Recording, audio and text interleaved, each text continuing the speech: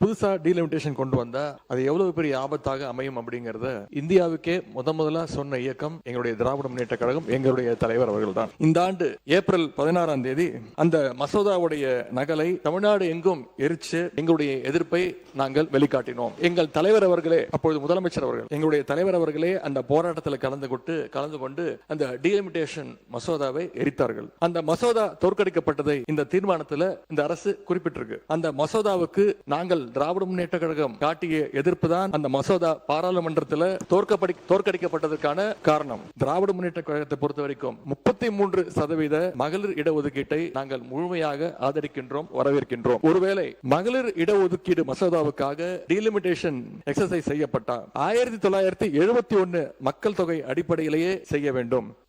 பேரவைத் தலைவர் அவர்களே, தொகுதி மறுவரையறை டீலிமிட்டேஷன் அப்படிங்கிற பேர்ல எக்காரணம் கொண்டும் நம்முடைய தமிழ்நாடு பாதிக்கப்படக்கூடாது என்பதுதான் எங்களுடைய உறுதியான நிலைப்பாடு.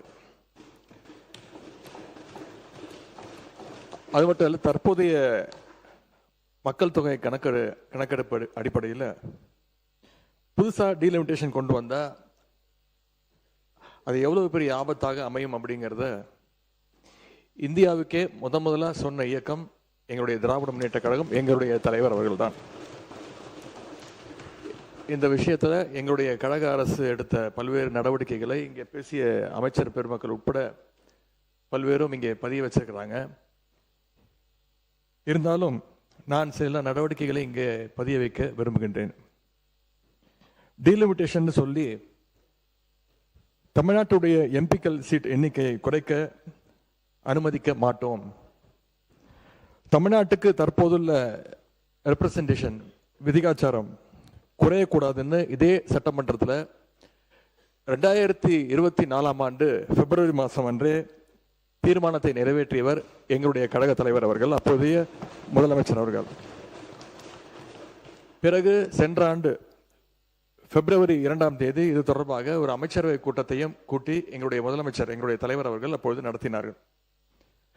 அந்த கூட்டத்தினுடைய முடிவின் எடுக்கப்பட்ட அடிப்படையில் சென்ற ஆண்டு மார்ச் மாதம் 5ஆம் தேதி எங்கள் தலைவர் தலைமையில் ஒரு அனைத்து கட்சி கூட்டமும் கூட்டப்பட்டது. அந்த கூட்டத்தில் இங்கே இருக்கக்கூடிய மாண்புமிகு நீர்வளத்துறை அமைச்சர் அவர்கள் அவங்களுடைய இயக்கத்தின் சார்பாக கலந்து கொண்டு அவருடைய கருத்துக்களை அங்கே பதிய வைச்சிருக்கிறார். அதன் பிறகு மார்ச் 7ஆம் தேதி டீலிமிட்டேஷன் எக்ஸசைஸின் அதனுடைய ஆபத்தை விலக்கி தென் மாநிலங்கள் உள்பட 7 மாநில முதலமைச்சர்களுக்கும் அந்தந்த மாநிலங்களைச் சேர்ந்த முக்கியமான அரசியல் கட்சி தலைவர்கள் அனைவருக்கும் எங்களுடைய தலைவர் அப்பொழுதைய தமிழ்நாடு முதலமைச்சர் அவர்கள் ஒரு விளக்கமாக ஒரு கடிதத்தையும் எழுதியிருந்தார். பின்பு மார்ச் 22ஆம் தேதி ஃபேர் டீலிமிட்டேஷன் என்ற தலைப்பில் 5 மாநில முதலமைச்சர்கள் மற்றும் இந்தியாவுடைய மிக முக்கியமான 10க்கும் அதிகமான கட்சிகளை சேர்ந்த முக்கிய தலைவர்களை கொண்டு ஒரு ஜாயிண்ட் ஆக்ஷன் கமிட்டி கூட்டத்தை எங்களுடைய தலைவர் அவர்கள் சென்னையிலே நடத்தினார்கள். அந்த கூட்டத்தில் இந்த டீலிமிட்டேஷனுடைய பாதிப்புகளை நான் தான் பிரசன்டேஷனாக கொடுத்தேன். 2026 மக்கள் தொகை அடிப்படையில் எம்பி தொகுதிகளை நிர்ணயித்தால் தென் மாநிலங்களுடைய எம்பிக்கள் தொகுதிகளுடைய எண்ணிக்கை குறைந்துவிடும். அதே நேரம் மக்கள் தொகையை கட்டுப்படுத்தாத வட மாநிலங்கள் அவங்களுடைய எம்பிக்கள் தொகுதிகள் அதிகரித்துவிடும். எனவே தொகுதி மறுவரை திட்டத்தை, இந்த டீலிமிட்டேஷன் ப்ராசஸை அடுத்த 25 ஆண்டுகளுக்கு நடத்தக்கூடாது, நிறுத்தி வைக்க வேண்டும். 1971 சென்சஸின் படியே மக்களவை தொகுதிகள் தொடர வேண்டும் அப்படின்னு அந்த பிரசன்டேஷன்ல நான் தான் விளக்கி கூறினேன். அதுவே அந்த ஜாயிண்ட் ஆக்ஷன் கமிட்டி கூட்டத்தில் முக்கிய முடிவாக எடுக்கப்பட்டது. இதை அடுத்து அந்த கூட்டத்தில் எடுக்கப்பட்ட முடிவை எங்களுடைய தலைவர் அவர்கள், அப்போதைய முதலமைச்சர் அவர்கள் மார்ச் 24ஆம் தேதி இதே சட்டமன்றத்தில் விளக்கி கூறினார்கள். இந்த ஆண்டு ஏப்ரல் 16ஆம் தேதி அந்த மசோதாவுடைய நகலை தமிழ்நாடு எங்கும் எரிச்சு எங்களுடைய எதிர்ப்பை நாங்கள் வெளிக்காட்டினோம். எங்கள் தலைவர் அவர்களே அப்பொழுது முதலமைச்சர் அவர்கள், எங்களுடைய தலைவர் அவர்களே அந்த போராட்டத்தில் கலந்து கொண்டு அந்த டீலிமிட்டேஷன் மசோதாவை எரித்தார்கள். அந்த மசோதா தோற்கடிக்கப்பட்டதை இந்த தீர்மானத்தில் இந்த அரசு குறிப்பிட்டிருக்கு. அந்த மசோதாவுக்கு நாங்கள் திராவிட முன்னேற்ற கழகம் காட்டிய எதிர்ப்பு தான் அந்த மசோதா பாராளுமன்றத்தில் தோற்கடிக்கப்பட்டதற்கான காரணம். இந்த சூழல்ல டீலிமிட்டேஷன் சட்ட திருத்தத்துக்கான மசோதாவை ஒன்றிய அரசு மீண்டும் கொண்டு வரக்கூடும் என்று எதிர்பார்க்கப்படுகின்றது. இதுல முக்கியமான விஷயம் என்ன அப்படின்னா, 1971 இருந்து 2026 வரை ஃப்ரீஸ் செய்யப்பட்டு இருக்கக்கூடிய அந்த டீலிமிட்டேஷன் எக்ஸசைஸை மேலும் 25 ஆண்டுகளுக்கு நீட்டிக்க வேண்டும்.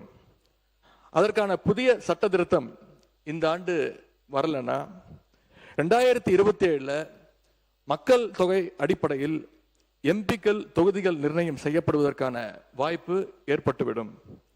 அப்படி செய்யறதுக்கான அதிகாரத்தை அரசியல் அமைப்பு வழங்கியிருக்குன்னு சட்ட வல்லுநர்கள் தொடர்ந்து கூறி வருகிறார்கள். திராவிட முன்னேற்ற கழகத்தை பொறுத்த வரைக்கும் 33% மகளிர் இடஒதுக்கீட்டை நாங்கள் முழுமையாக ஆதரிக்கின்றோம், வரவேற்கின்றோம். ஒருவேளை மகளிர் இடஒதுக்கீடு மசோதாவுக்காக டீலிமிட்டேஷன் எக்ஸசைஸ் செய்யப்பட்டா 1971 மக்கள் தொகை அடிப்படையிலேயே செய்ய வேண்டும். அதுல ஏதாவது மாற்றம் வந்தா நாடாளுமன்றத்தில் தமிழ்நாட்டு எம்பிக்களுடைய விதிகாச்சாரம், நம்மளுடைய ரெப்ரசன்டேஷன் இப்ப இருக்கக்கூடிய 7.18% குறைக்க அனுமதிக்க கூடாதுன்னு மீண்டும் வலியுறுத்தி சொல்லி அரசு கொண்டு வந்திருக்கக்கூடிய இந்த தீர்மானத்தை நாங்கள் வரவேற்கின்றோம்.